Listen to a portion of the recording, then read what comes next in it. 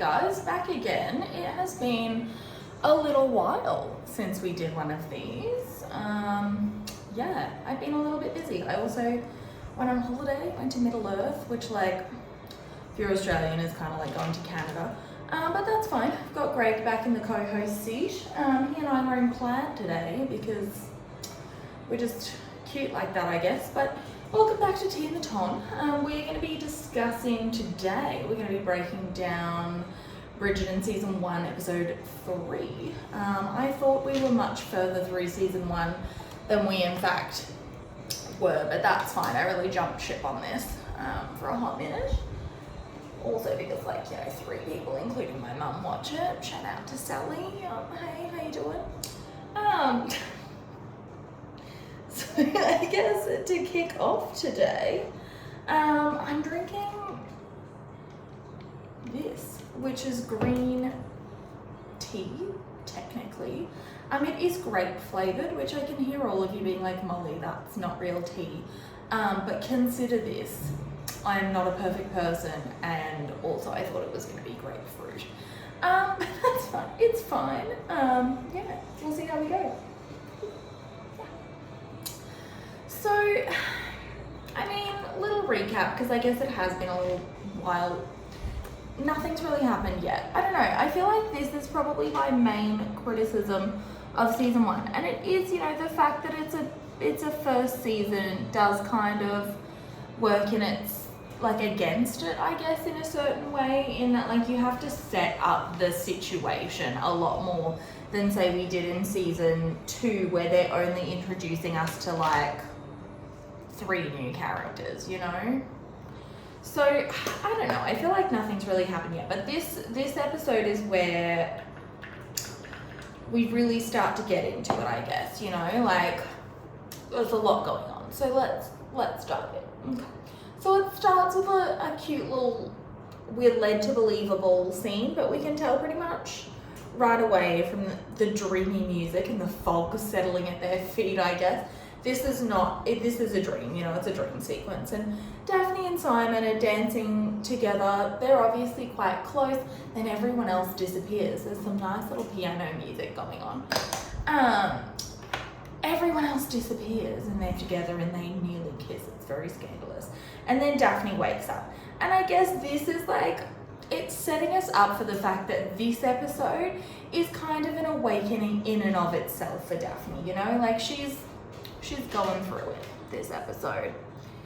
She's gonna make some choices, you know? I mean, this whole season is like choices for Daphne, honestly. But like, this one's special. So, you know, she's having an awakening. So it then sort of sets up the episode for us. You know, there's a lady whistle down voice over. I don't know why I just put concealer there because I'm gonna do. It's fine. So she's there's a voiceover. She's rejected 3 proposals this week alone.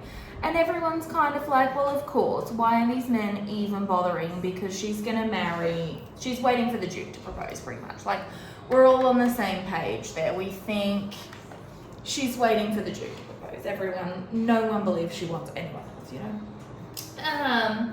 But Simon, I guess, is busy slutting it up with a spoon, so he's not really interested in that at this point. And they're, you know, we're kind of seeing, and this episode, you know, I think I said last time, like you start to see them actually have some sort of dynamic together, you know, like prior to this episode, they've just kind of been like stuck together, I guess, is the best way to look at it. Whereas now they're starting to develop a dynamic between them, you know, they're friends, they're talking and they're, you know, they're kind of joking about it. There's a little flirty undertone, if you ask me. But basically, you know, they're talking about how the courtship is like a war, you know, and Daphne's like, I wrote the book on this, babe. That is a bold claim from a woman who has no fucking idea what's going on. Like, this girl is on some shit, you know? So Daphne's noticing that Simon's slutting it up though, you know? He has that little moment with a spoon that I think has been replayed about 3 million times. When people think of Bridgerton, they think of that spoon moment, you know, which like, it's fair. but don't maybe. Okay. So now that I've finally eked the last of my foundation out of this bowl, I'm bothering when I have a brand new one right there. Anyway, so it's a different one now. Let's touch the floor. So yeah, I guess it's not, they're basically like they're setting themselves up for the week, you know? Like Daphne's, you know, they're running through the play, which is fair. So we see then, we cut to the Featherington girls and they're telling us, I just got foundation all over my watch, that's fine. They're telling us that there's a prince in town. The Prince Friedrich of Prussia has arrived and he's the Queen's nephew, I believe. He's her nephew. He's her nephew. She's not his nephew. What's going on? Anyway, so, and Penelope and Marina, what the more important part of this scene is, I guess, that Penelope and Marina are waiting for a response from George Crane. They've sent him a letter, or Marina sent him a letter basically being like, hey, surprise, it's a baby. And they're waiting for a response from him. None forthcoming. Portia busts into the room and she's pissed because Penelope's not even supposed to be there. And I mean, when is Portia not pissed? But, you know, it's a whole thing. So she's pissed and she's basically saying, you know, what are you doing in here? And Penelope's like, you've locked her away for ages, which is true. Like, how long did you think this was going to go on? But Portia has said, you know, it's time for Marina to rejoin society. She's got a plan. They're going to get it done, you know? Okay. It's time for her to look for a husband, you know? Are you wanting down? Yeah, you've done your duty, I guess, haven't you? You've come in, you've looked cute in your little bandana. Yeah, okay. So, she's like, you know, it's time to get married. We need to move this along, guys. And Marina's not really vibing this plan, but, you know, what choice does she have? She's stuck in that room. So, that's going to be their plan in this episode. They're trying to get Marina married.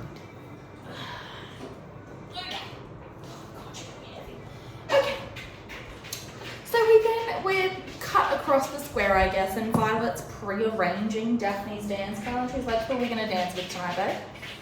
And Daphne is kind of running through her little list in her head, you know, she's running through it. And Anthony kind of cuts in, you know, he's had a few men asking him. And note that Anthony is not really doing anything about that. He's just kind of like, you can do your own shit, I'm not involving myself in this. Probably wise. He can't even handle his own affairs at this point. I love him, but he's a mess, you know. So, and Violet kind of says, like, you know, Violet is all on this match that she's arranged for Daphne with Lady Danbury, I guess, with Simon. She's all in on that, and she's saying, you know, like, you just need to marry the person who feels most like your best friend, which, yeah, okay. But I guess, it's not bad advice. I don't think it's bad advice by any means, of course. But, like, you know. So, and I guess what we're starting to see, like I said, we're starting to see that, like, Simon is that person for Daphne, you know. Like, he's the person that she can actually talk to, I guess, when she is looking for, she's looking for guidance, I guess, because she's not going to talk to her mum about it. She's not going to talk to Anthony. And, you know, Simon's that person, you know. So they're becoming friends, you know. It cuts to they're at another ball. I feel like all they did this season was balls. Like, I get it, but, you know. So they're at another ball, and with, you know, they've got jokes. They've got little in-jokes between them, and it's very flirty. I don't know if they ever thought that this was friendly, but it's very flirty, you know. She's talking about how he's like a trusted general, and, you know, other men come over to dance and he makes a bit of a scene. He's playing his role very well. They're giggling like schoolgirls, you know. But we start to see, like, when she walks away, there's a bit of a look on his face. You know, Simon's not really as into this as Daphne is, you know. Like, he's starting to, I don't think regret his decision, but he is starting to have feelings for her, I think, and like he's made this vow to his father. Men, you know. He's made this vow to his father, which is understandable when you see the history there for sure. But I think it's just a male thing. It's one of those things that we as women are just kind of like, okay. Not that I mean to generalize between sexes, you know, but like also only a man.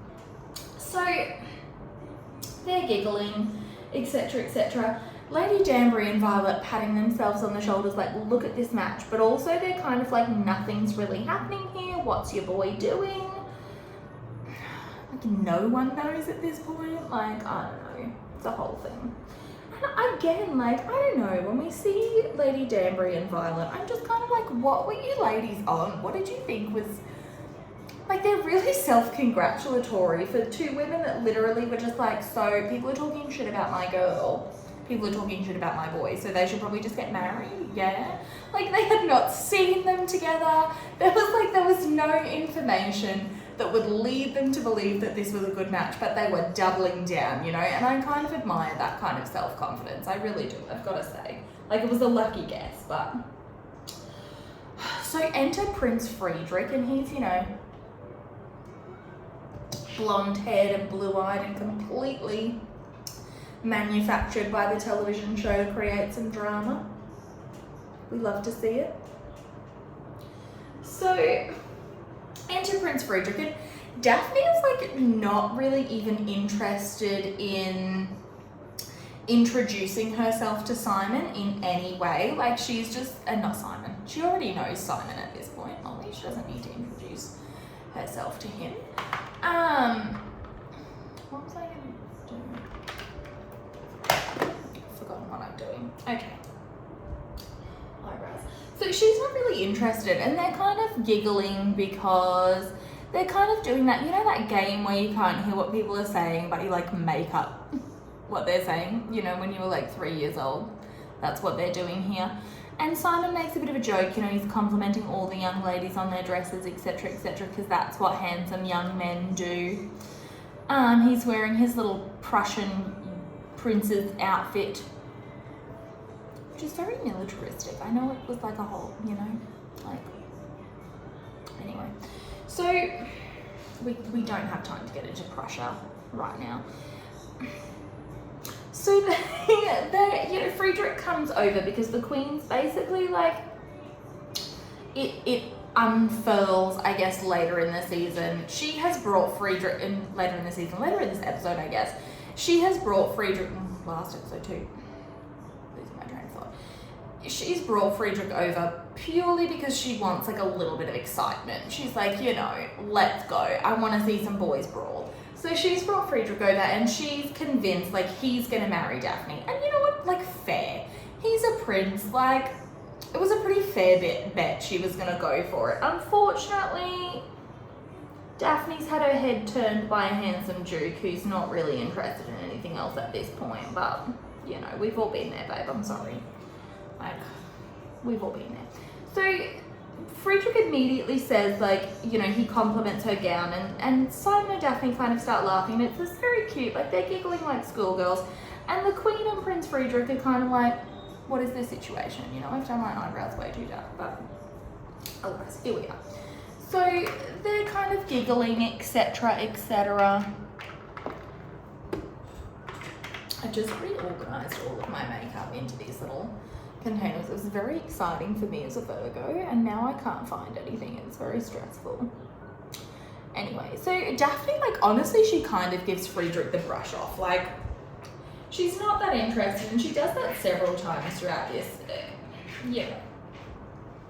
She's kind of giving him the brush off, which is, as like several people point out, like, Friedrich should be, I mean, for anyone, he's an amazing match, but like for Daphne particularly as the diamond, like, this is the kind of person that she's been looking for, you know, like, it's a titled match, like, plenty of money, this is it, babe. Like, everyone's expecting her to be all in, and she's kind of not really. She's kind of like, yeah, fine, okay, you know, it's okay. But anyway, so we then see, we cut to the modiste. We're going to Madame Delacroix's now, and we kind of see, I can't remember if it's in an earlier episode or not. I don't think so. But her and Sienna are good friends. You know, remember our friend Sienna who's just been kicked to the curb by Anthony? Anthony was a whole mess this season. Like, he looks like a sad, cute little kitten, and I love him to death. But, like, boy, that is not the way to be, you know? Shocking. So, Sienna's there, and we kind of see that, like, there's a couple of points brought up in this scene that are really interesting. Not interesting, maybe more, like, useful. I guess they're interesting if you're interested in it. So, why is anyone even watching these videos at this point? Like, anyway, so I'm gonna try some new contouring techniques today, so bear with me. If it looks awful, I don't want to hear it, you know? Okay. So, a couple of interesting points are brought up, you know, like, Genevieve, Madame Delacroix, is kind of talking about how, like, Anthony really did her dirty, and he did, you know, like, but I guess that's also, like, the trouble with being a mistress in this day and age, you know, like, he could have left her at any point, and they kind of both knew, I think, at some point Anthony's gonna have to get married, right? Like, at some point he's got to do it for his title. Like, he can bang on all day about how he doesn't care, etc., etc. At some point the boy's gonna do it. And the interesting thing is, you know, they kind of start to talk about in a roundabout way how, you know, Sienna will find someone else, sure, but, like, you kind of see that the people of the Ton really treat, like, working class people as just people for their entertainment. Like, they're not, it's almost like they're not real people to them, which is the really interesting thing, you know? They're not real people to the people of the Ton. And she talks about that a little bit. They're not real people. But also why do I keep saying that? As if it, like, I expect, like, the movie Mannequin? Like, I don't know. But, you know, they also, you can kind of see they don't want the life that the ladies of the Ton have. They want the money and the security, I guess, but they don't want to have to sit around all day and, you know, play, I think they said, like, talk about their needlework, etc., you know, like, they're not really interested in that. They want to have real lives, which is a point that I think the show is trying to make. I look like an absolute lunatic in the camera right now. I think the show is trying to make a really interesting feminist point, but it doesn't quite reach there. You know, I've said that a few times in season 2, like, true feminism is about having the choice to do these things. Like, if you want to get married or if you don't, that's fine. It's about having the choice. And I think they're veering a little too far one way for me, you know, and it's obvious which way that is, you know, but it is what it is. And Sienna also makes a comment about how, and this is why her relationship with Anthony would never really work, because she resents really the fact that if his mum or sisters need him, like she says, you know, won't run home as soon as his mother or sisters have need of him. Like, she really resents that that's the situation. She resents that Anthony would leave her and go to a ball, etc. Like, and I think that's really, and I'm not gonna get too much at this point into what I think the differences between Anthony's relationship with Kate and his relationship with Sienna are, because, like, on paper they're kind of similar, right? Like, I think I might do a whole episode on the difference there, because it's sort of brought up later in this episode, but I'm not going to delve too much into it right now. But, you know, that's the reason that their relationship is never going to work, because for Anthony, even at this point in his life, like, he is trying his best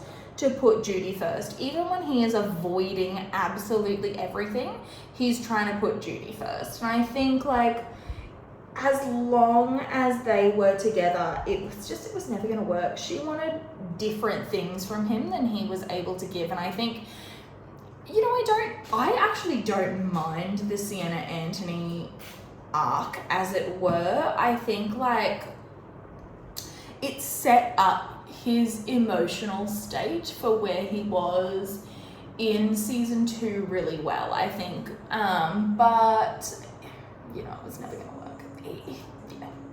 We'll talk about it later. So that's, you know,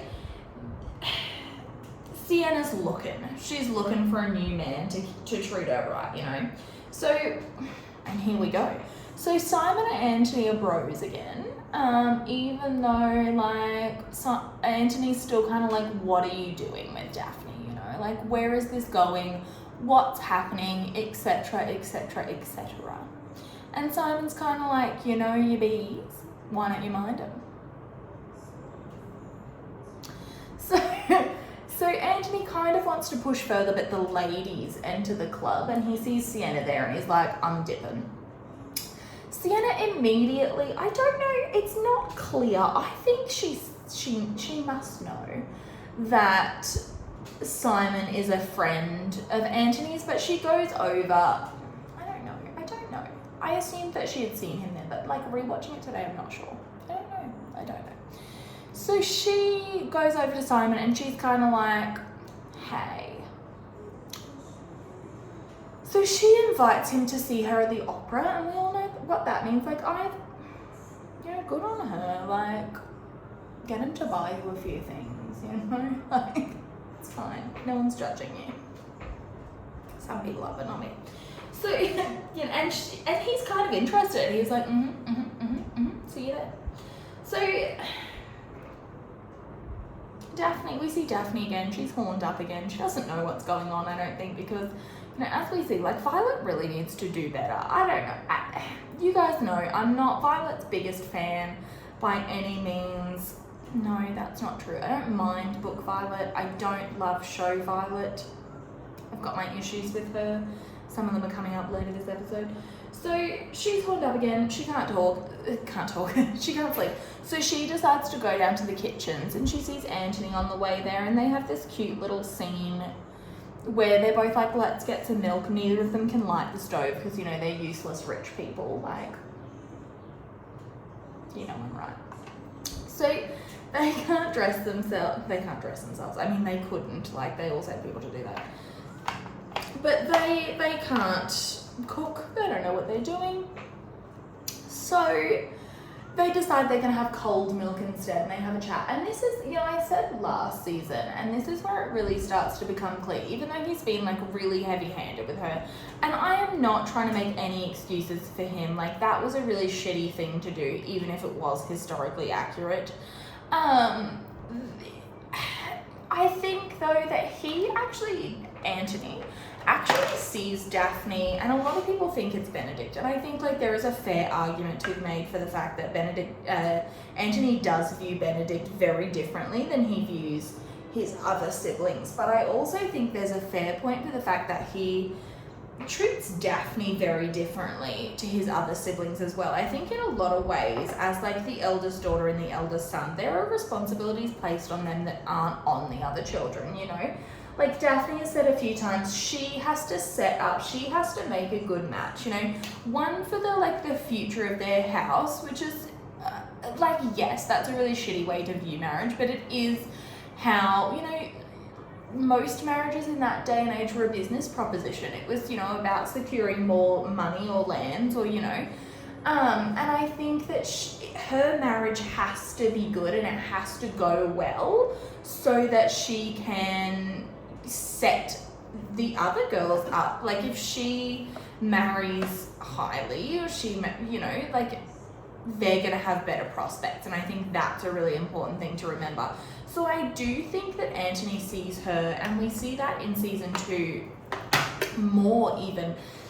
This is the start of that he starts to view Daphne as his truest equal. And I think that's why, you know, what does happen in season 2 with what she says, I think it affects him a lot more than it would if someone else said it to him, you know? So Daphne kind of asks him about Simon and, you know, why, eyelashes are so shit at the moment. That's what happens when you put false eyelashes on, guys. Awful. So, anyway, it's my little monologue about that.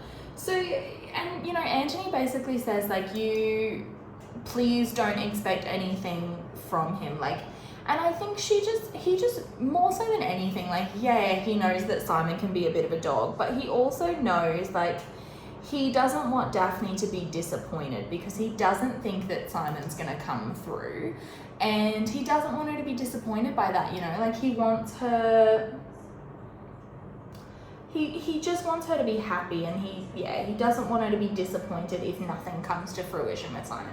So he tells her, you know, like, in all of the time I've known him, he has basically never mentioned, like, his family to me. He's not, you know, it's just, yeah, like, don't read too much into this. He grew up very differently than we did, and I don't want you to think that something's going to happen when it's not, pretty much, you know. And Daphne's kind of like, you know, that's really sad. And Simon, Anthony kind of says, like, he prefers it that way. Like, Simon, he prefers to be, you know, by himself, which I don't think is true. But I think, like, it's easy for it to look like that, you know, like, when someone consistently pushes other people away, it's easy for it to look like they want to be alone. We see the same thing with Kate in season 2, you know. But, and they're kind of, you know, Anthony kind of says, like, some people just aren't, sometimes you're just not meant to be with someone, no matter how much you might want to be with that person, which is, you know, it's a callback to Sienna, as we're going to see later in this episode. But it also rings true, I guess, for season 2. You know, he's carrying that same forethought through with him. It's a lot of highlighter. He's carrying that same forethought. He's carrying that same thought with him into season 2, which is sad to see, you know, and he gets, yeah, there's a lot of reasons why I think Anthony acted the way he did at the beginning of season 2 in this season, but, you know, we'll get to that, that's not the important point, you know. What's really important at this point is that Daphne is trying her hand at composing. She's writing a little song, love that for her. She's sitting at the piano. She's sitting at the piano and she can't, like, figure out what comes next. No, hate that for me. And so she's playing, and it's the same song that's been playing in her dreams, basically, is what we're getting from this. And she can't finish, I guess. It's a good way to think about it. No, that was so seedy. I'm so sorry. Please.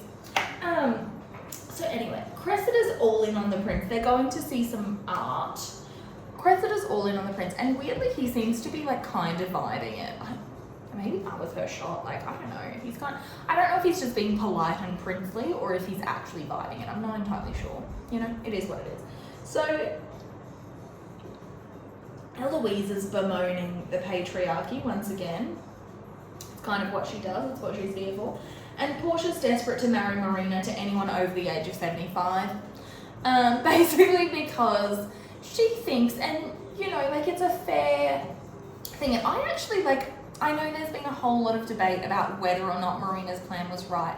Like, was it a shitty thing to do to, like, trick someone into marrying her when she was pregnant? Yeah, but, like, if it had come off, they never would have known, you know? Like, I know that sounds shitty, but, like, they wouldn't have. So Penelope interrupts, and Marina's kind of like, yeah, get away from me, to this guy who, to be fair, is old enough to be her grandfather, I think. Like, to be fair to her, like, fair play. Yeah. Benedict makes an ass of himself in front of Henry Granville, and Lady Danbury just kind of lets him, because she's like, sure, I'm bored, why not, you know?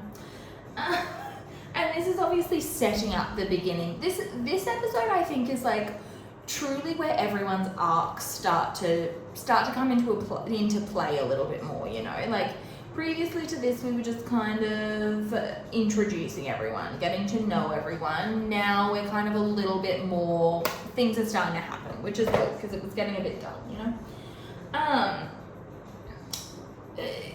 So he's met Henry Granville, and he's just insulted his painting. Delicious. So, Prince Friedrich then accosts Daphne at the lemonade stand. He's a big fan of London. And he asks her if she's travelled, and she says no. And he says, I think you'd really like Vienna. Like, boy, what? You met her for 3 seconds. How do you know this? Like, I don't... These people, were their scenes cut? Is it poor dialogue? Could be both. I don't know. But, like, you don't know her. Why would you think she would like the music? Like, yeah, Mozart's dope. But, like, no. Boy, you don't know her. So... she gives him the brush off once again, which is super scandalous because, you know, like, he gets a prince. Like, I'd be fine with it. Why do I keep... I'm trying to smooth out the highlighter that's on my nose. There's a lot, as you can see. Interesting. I'm going to be very shiny when I go out to get my batteries. I need them for my Snoopy fan. He usually sets my makeup, but sadly he's out of juice. So, Daphne gives her the brush off. Him the brush off, and because she's seen Simon in the distance, you know, she's seen someone she knows in the distance, so she's like, ahoy. So she's off. So they go in there, and Simon is yeah, I've got a lot of eye brushes now. Greg actually ate one, so I had to get a whole new set of eye brushes, and I don't even like them, but they are mermaid themed, so, you know, they came in this little pouch. It's a win. I love mermaids. So, what am I going to use? This one. I don't have a plan for today's makeup look, which is a dangerous position to be in, because I'll probably just start inventing things and then it'll get very messy, but, you know, we're in it now. I'm so sorry I said that. You know who you are that's going to be laughing because I said we're in it now. Shout out to you. So Daphne and Simon are kind of congratulating themselves because they feel like they've bested Lady Whistledown because, you know, they're kind of like, everyone's talking about how in love we are. Ha ha ha ha ha. We're not in love. Okay. Okay. So, you know, and Simon kind of says, like, you know, it's a sin to be prideful. Or Daphne says that. One of them, anyway, they start talking about sinning, which is very spicy of them in an art gallery. But then Daphne kind of says, you know, he's been looking at a painting. And Daphne's kind of like, this painting's different than the others that you've donated. It's clear now to us that, it is now clear to us that Simon has donated this painting. Okay, love that for him. So he's kind of like, well, yeah, all the other ones were my dad's, but this was my mum's favourite, you know, and I never understood why. And so Daphne kind of says this very poetic thing about how it reminds her of being in the country, you know, waking up alone and seeing the world laid out before you, and it's very intimate in a way. Intimate. We're talking about intimacy, guys. It's the theme of this episode, intimacy. So anyway, they're talking about intimacy. And you know, there's a moment, it's quite charged, I guess, in a very sweet sort of way. I feel like this season, I think it's because it's from more so Daphne's point of view than it is Simon's, but I feel like this season is a little bit sweeter in its like lustful moments than season 2 is, which is not like a bad thing. It's just, it is what it is, you know? It's a little bit sweeter, I think, though. So they have a charge moment and they hold hands, and we all know what a slut I am for a soft hand touch. Like, absolutely. Oh, that was fun.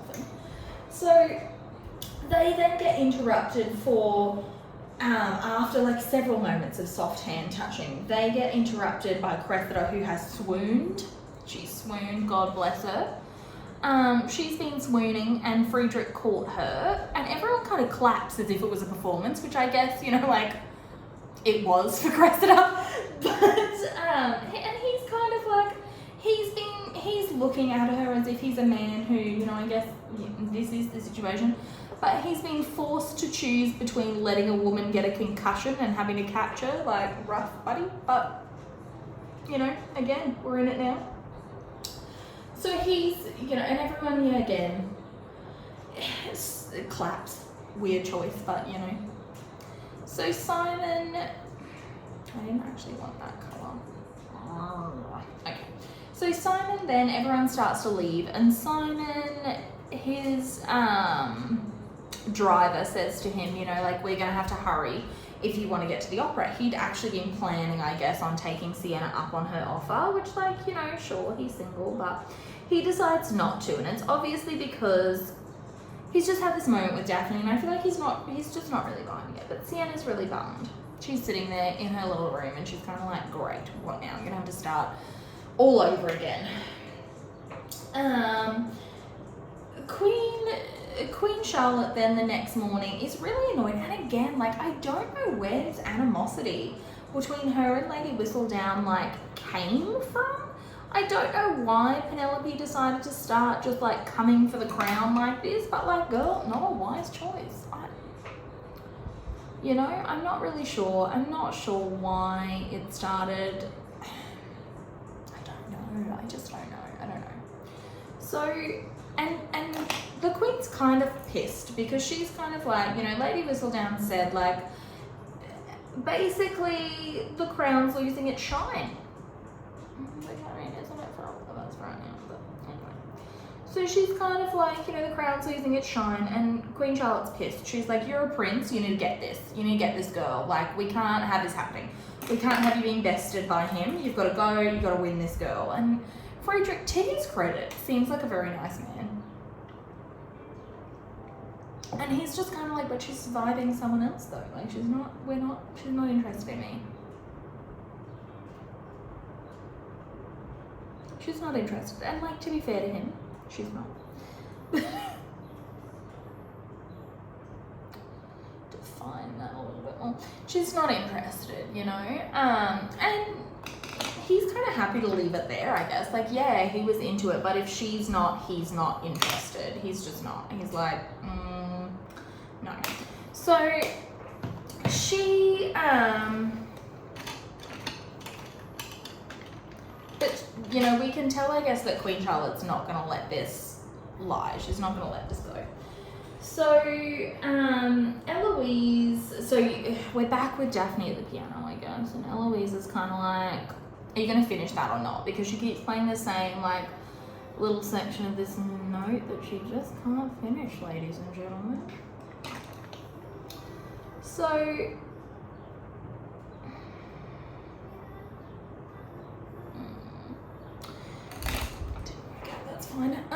so she just keeps playing this thing, and I don't know, I kind of feel like this show has a real issue with its female to female relationships, you know, because in the books, like, Daphne and Eloise, Eloise is not the sibling that Daphne's closest to, but there's no real animosity between them, not like there seems to be here, where, you know, we can see that Eloise kind of just, they don't understand one another at all.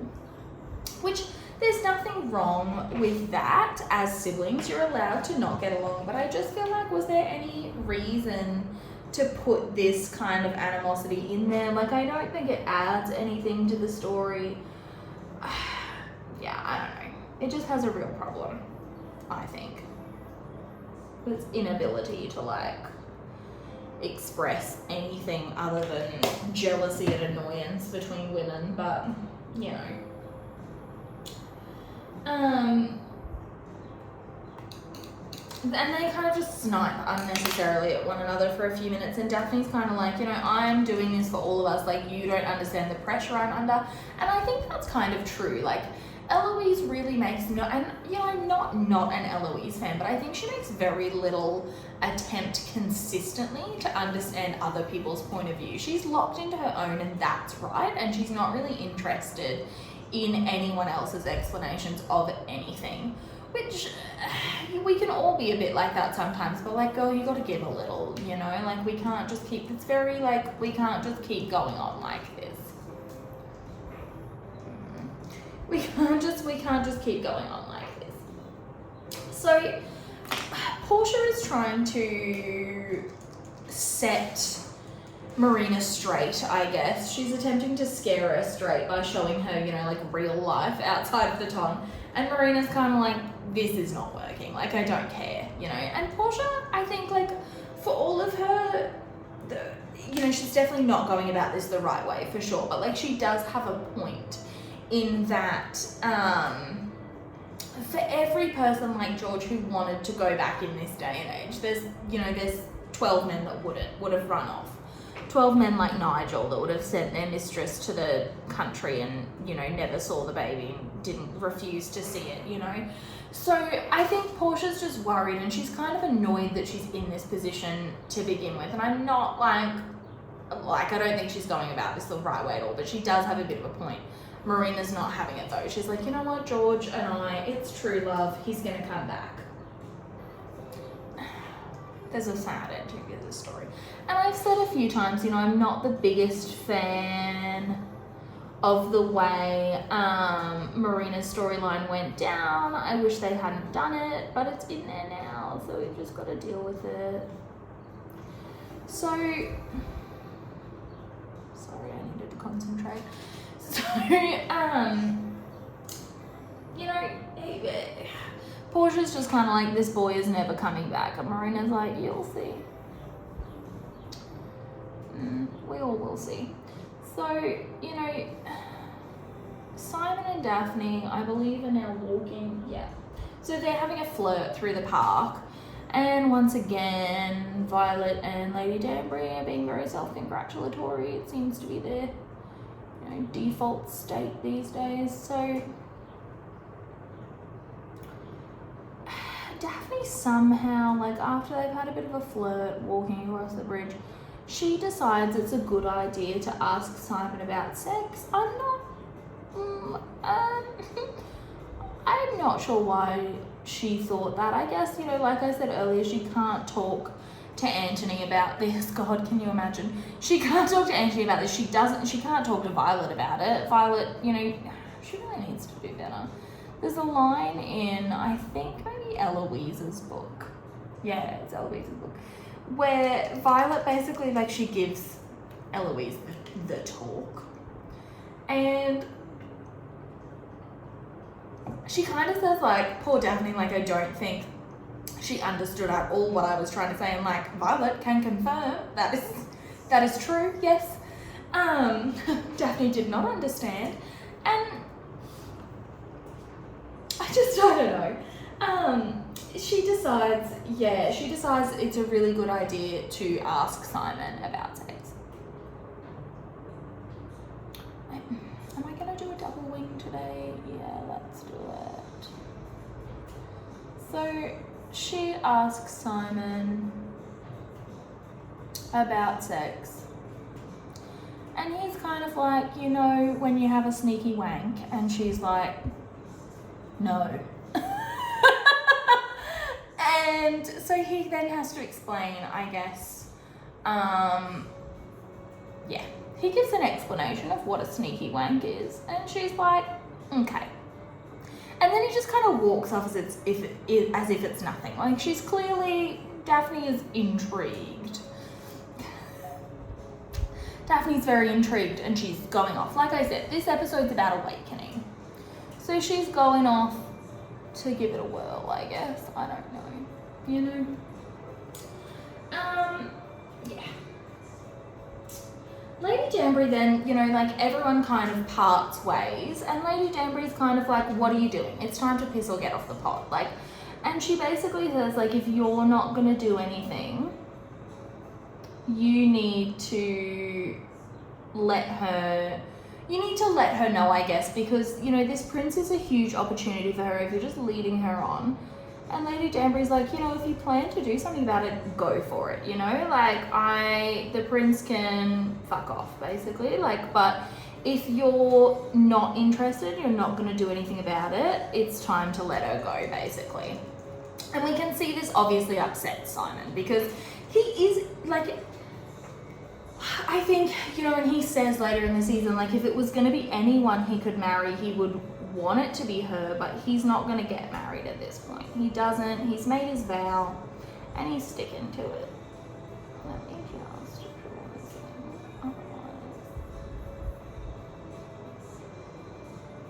in. He's made his vow and he's sticking to it at this point, Like, he's not going to break it for anyone. He's not going to break it for Daphne, so give over, everyone.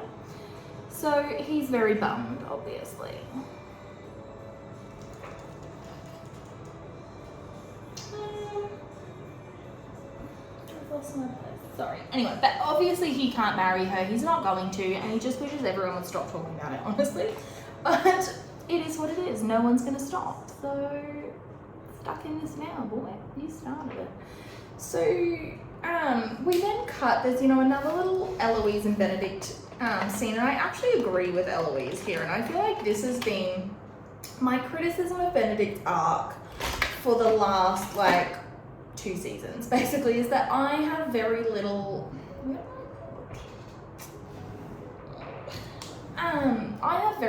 I guess, patience for men who, could easily do something about their problem and, they just won't. Or anyone, really, not just men. That was a generalization, but I have very little patience for that, and I feel like that's what his arc at this point is really amounting to, he's not that he's not doing anything, but in a way he's not. He won't prove anyone wrong. He's just he's not really doing anything at this point, and it really bothers me, and it's bothering Eloise as well, because obviously she wants to be able to do all of these things and she can't. So she's basically saying, you could do all of these things and you could take advantage of all of these opportunities and you're not doing anything. Just do something about it, basically. Very fair criticism. Very fair criticism. So Daphne, and he abruptly changes the topic of conversation, because she had brought up Lady Whistledown and basically said, look at her. She is having to publish her work, even though she's very talented. She's having to publish her work under a false name just to avoid, not just because she's talking about, she's gossiping, obviously, but she's also, she'd probably never get published if she was, people knew who she was. She's a woman, etc. And Benedict kind of asks if Eloise is Lady Whistledown, which I think, the first time I watched it, I was pretty sure it was Penelope. Spoiler alert if you haven't watched it, but you have. Why else would you be here? But I think everyone it had crossed their mind that maybe Eloise was Lady Whistledown. So I think this is kind of their way of being no, it's not her. Move on, everyone. So Daphne, armed with her new knowledge, has set about that night to set the mood for herself. Good for her, I guess. She's gonna get it. And you know what? Yeah, she does. She has a nice time with herself. I think we really need to dwell on that. It's very sweet. But I've got to hand it to her, because she very boldly goes into the drawing room the next morning and performs a song about her first orgasm. And I have to just... babe. It's a ballsy move. It's a really ballsy move to do it in front of your mum and sisters. It's very ballsy. So she then goes, and she's excited to see Simon, and I think not because of that, but she's excited to see Simon, and she's kind of talking about, we need to do this, this, and this, and he immediately cuts her off, and he basically just says, it's time for us to end this, because he's thinking about what Lady Danbury says, and he's agreeing really that, he knows he's not going to do anything, but he's been clinging to the time that they have together because he'd like to do something, I guess. He'd like to...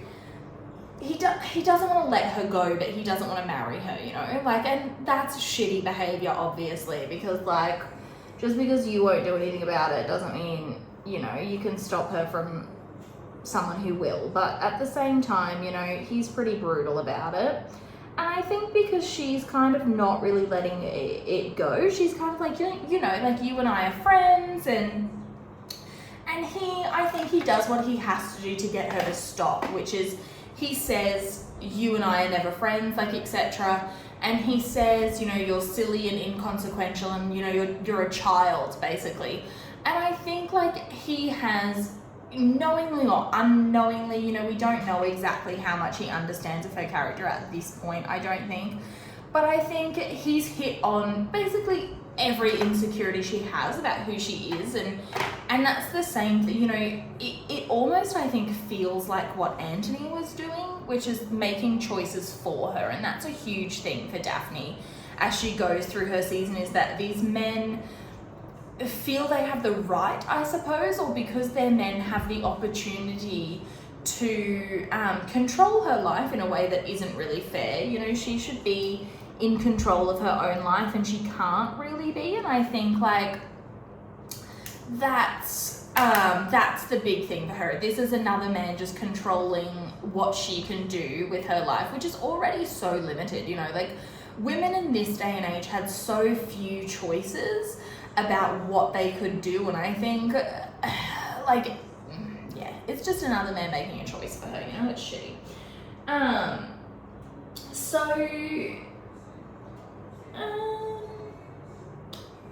We're then cutting back to our favourite fuckboy. Sienna is sad. She obviously misses Anthony. I'm not, like, denying that at all, but I think as well she's kind of like, well, what the fuck am I gonna do now, basically? Like, I don't know what I'm gonna do, and she's worried, and Anthony comes to visit her, and she's not having it at all. She's basically like, you know, you're just here because you're jealous, and she calls him out on the fact that, like, you know, she says, what are you avoiding tonight?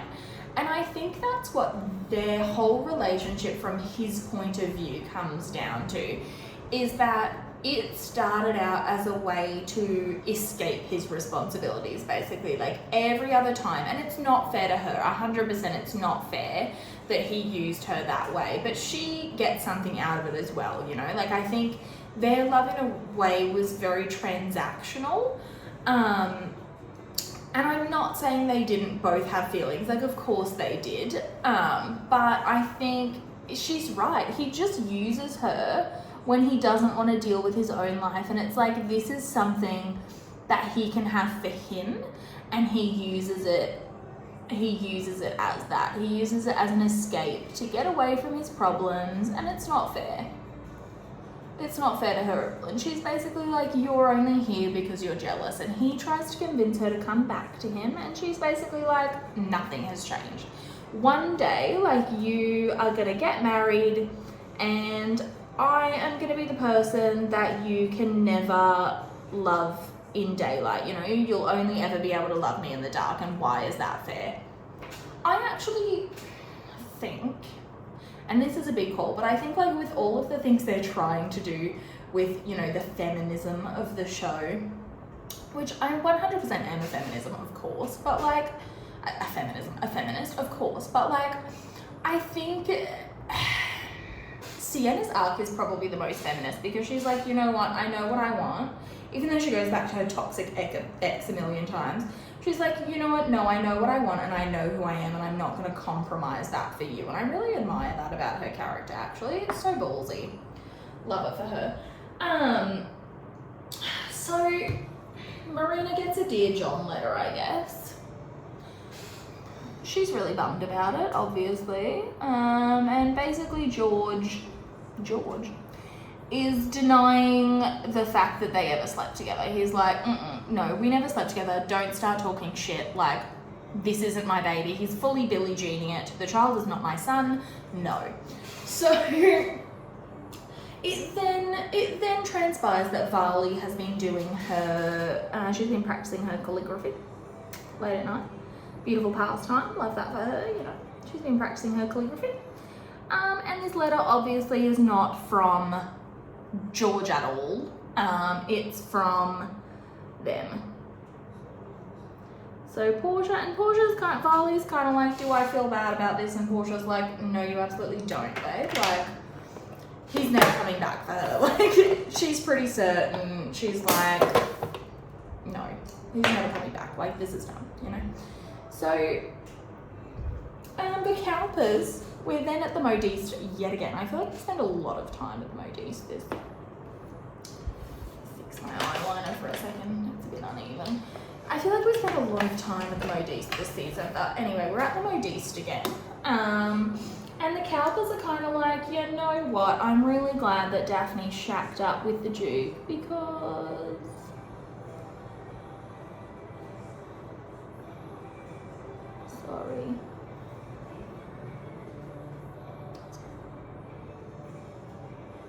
she's kind of like really glad that Daphne shacked up with the Duke because now Cressida is going to become a princess. Believe for Cressida.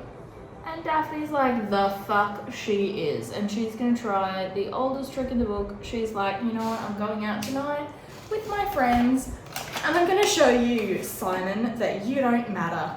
Whom among us has not been a part of one of those situations, you know, who has not been the reluctant friend, at least, that's been dragged out to teach a man a lesson, you know? We've all been there, we've all done it. So she's out to make Simon jealous. She's changing up her dress and she's going for it. Just gonna do my lipstick and then we'll finish.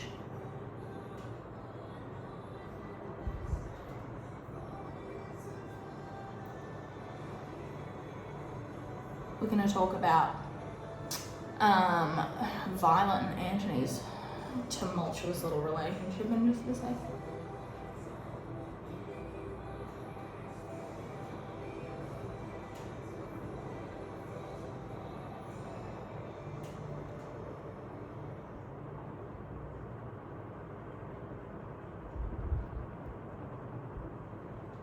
God, this is taking a long time, isn't it? That's what you're all thinking, yeah. Mm-hmm. So,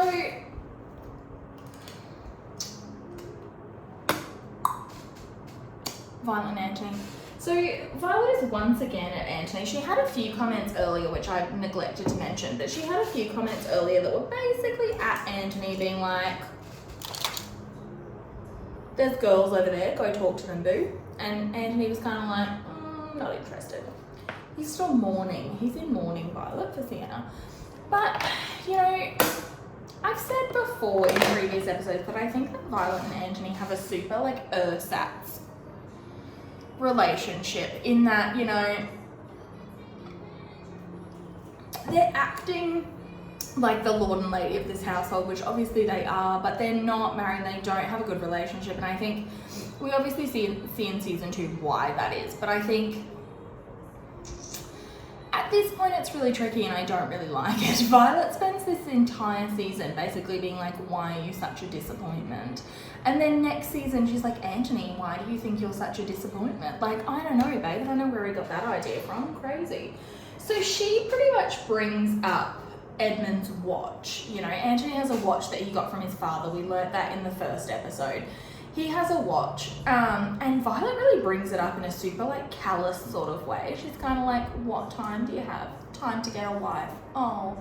So she says, you know, basically, like, and it's her way of reminding him of his duties. It's her way of being like, you know, you have a responsibility to this family and you're not fulfilling it at this point, which again, it's a reminder for him, especially after he's just had this conversation with Sienna. Like, it's time for him to grow up a little bit, I guess, and he's trying, but he's stunted. I think Antony's just stuck. We see that in a lot of space throughout the series. You know, he's just stuck, unfortunately. He doesn't know what to do, and Violet keeps niggling at him, like, let him breathe, girl, you know? So Simon's dipping on England. Where he's going, no idea. It's never really mentioned. That's kind of left very vague, and like, you couldn't be bothered to invent like one place you could be going. You could be going to France or like, I don't know, Prussia. They're talking about that a lot. No, we just don't know. He's just leaving. He's just going. But Daphne's in her full Black Swan era, and she is there to get your man Cressida. Like, she's just like, don't care, you know? Don't care, gonna do it. And she walks in very dramatically, and Violet's kind of like stressing. She's like, are you okay? We're going a bit Black Swan here, a little bit O'Deal. And Daphne's like, we're fine, let's go. So she goes in and she's dropping fans all over the place, which, yeah, okay. Forcing men to kneel in front of her. Okay. But Simon's really pissed. He's not pissed. He's upset, I guess, because he, you know, like I said, he does have feelings for her, and that's kind of where this episode ends, with us with the belief that, like, Daphne's now entertaining the prince, you know? Like I said, I think this is, like, our most plot-filled episode thus far, and I think it's setting everyone's stories up for the rest of the season again. Like, we're still in setup mode. It really starts to unravel, I think, next episode when we see, you know, a few, obviously, the end of this prince situation. But I think, yeah, a lot goes on. There's a lot. This episode, like I said, it's about like awakening for Daphne, and we see that from the first thing. She's starting to become more of who she thinks she is, I suppose, at this point. Like, she doesn't really know, but an interesting episode, I guess. I'm gonna stop waffling on because it's been an hour at this point, and I have to go and hang up my neighbour's curtains for her in a second, so I'm gonna let us dip. But yeah, I guess, you know, that's all. Thanks for joining me. If you want to hear more on my absolutely trash takes, Bridgerton, you can follow me on Tumblr at Newton Sheffield. And yeah, I have, like I said, I've written, you'll find it on my Tumblr, but there's a link in there, but I've written quite a lot of Kate and Anthony fanfiction at that point that's getting more and more unhinged by the day, so check that out if you're interested. And yeah, thanks for getting ready with me, and we'll see you next time. Bye!